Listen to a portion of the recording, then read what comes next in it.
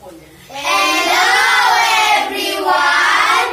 Hi, I'm Janelle. Hi, I'm Manny. Hi, I'm Kylie. Hi, I'm Von.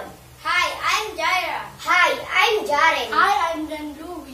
And we are Group Explorers from Grade 4 Lab From Santa Cateria Elementary School with the guidance of our science teacher, Mr. Harry Barcon Corsica. and we are here to make Robo Helicopter.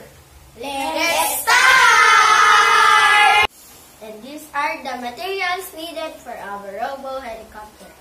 Glue gun, dynamo, Cardboard, popsicle sticks, battery, glue stick, switch,